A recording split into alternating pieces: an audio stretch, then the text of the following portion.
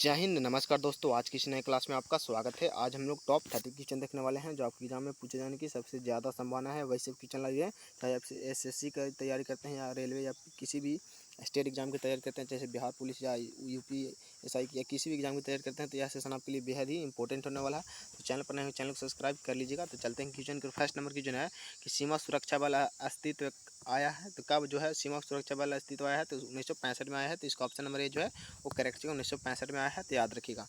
Next number question 2 है कि किस आर्टिकल में ग्राम पंचायतों के बारे में बताया गया है? तो किस आर्टिकल में जो है वो ग्राम पंचायतों के बारे में बताया गया है? तो आर्टिकल 40 में बताया गया है। तो इसका ऑप्शन नंबर ए जो है वो करेक्ट है, आर्टिकल 40 में जो है ग्राम पंचायतों के बारे में बताया गया है। तो याद रखिएगा। नेक्स्ट नंबर क्वेश्चन है कि बहुजन हिताय बहुजन सुखाय इनका आदर्श वाक्य है। तो किसका जो है वो आदर्श वाक्य है? तो याद रखिएगा, यहाँ पे ऑल इंडिया रेडियो की जो है वो आदर्श वाक्य है। तो इसका ऑप्शन नंबर ए जो है वो करेक्ट हो जाएगा। नेक्स्ट नंबर क्वेश्चन 4 है कि एशिया का पहला भू विज्ञान संग्रहालय किस देश में स्थापित किया गया है? तो किस देश में जो है वो स्थापित किया गया है? तो याद रखिए भारत देश में स्थापित किया गया है। तो इसका ऑप्शन नंबर बी जो है वो करेक्ट हो जाएगा, भारत देश में स्थापित किया गया है। तो याद रखिएगा इसका option number.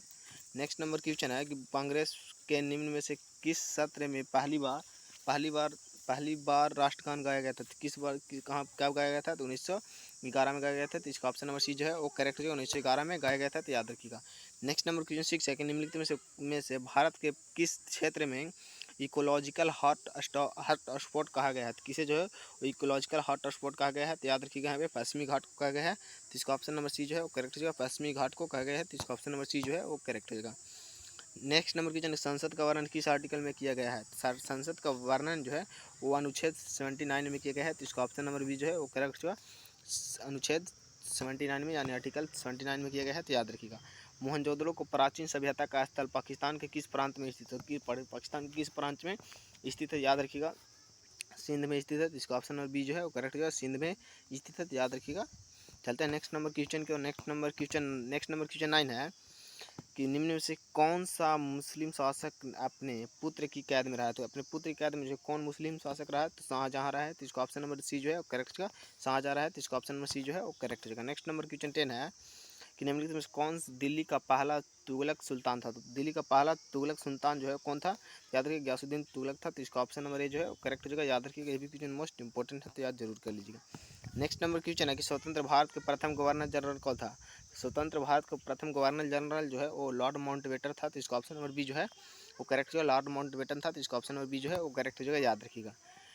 Next number question है कि भारतीय राष्ट्रीय कांग्रेस का यह नाम किसने दिया था? भारतीय राष्ट्रीय कांग्रेस का यह नाम जो है किसने दिया था?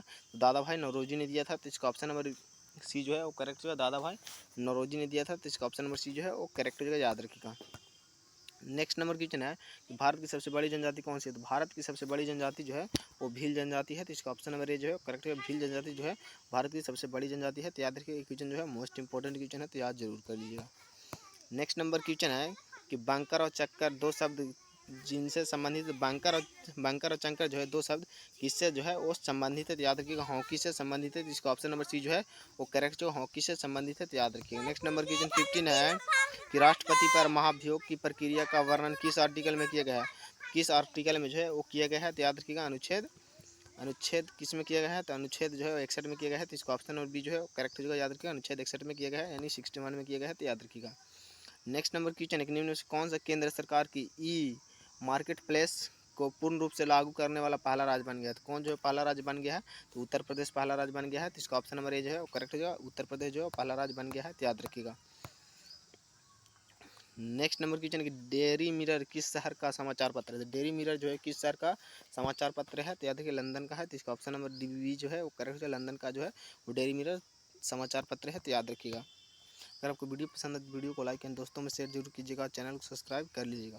और इसका पीडीएफ चाहिए तो आप टेलीग्राम चैनल ज्वाइन जरूर कर लीजिएगा, जिसका लिंक जो है आपको डिस्क्रिप्शन बॉक्स में मिल जाएगा।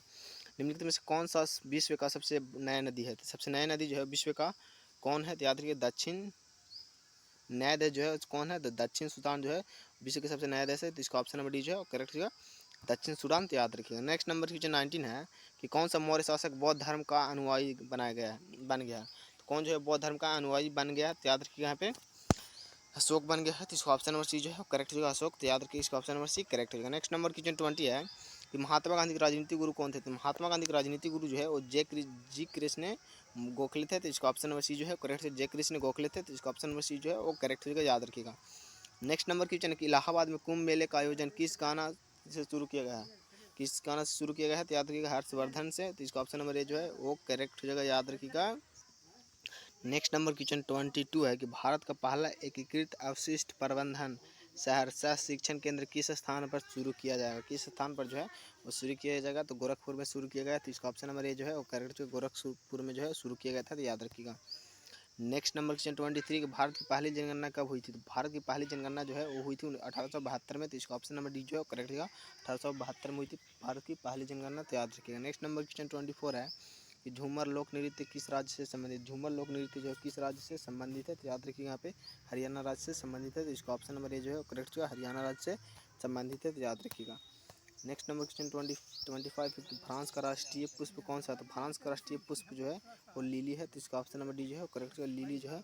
और फ्रांस की राष्ट्रीय पुष्प है, तो इसका ऑप्शन नंबर डी जो है वो करेक्ट हो जाएगा। नेक्स्ट नंबर क्वेश्चन 26 है कि उपनिषद निम्नलिखित में किस विषय पर पुस्तक? तो उपनिषद जो है किस विषय पर पुस्तक है? तो ये जो है वो दर्शन शास्त्र पर है, तो इसका ऑप्शन नंबर बी जो है वो करेक्ट हो, फिलोसफी पर है, तो इसका ऑप्शन नंबर बी करेक्ट हो जाएगा।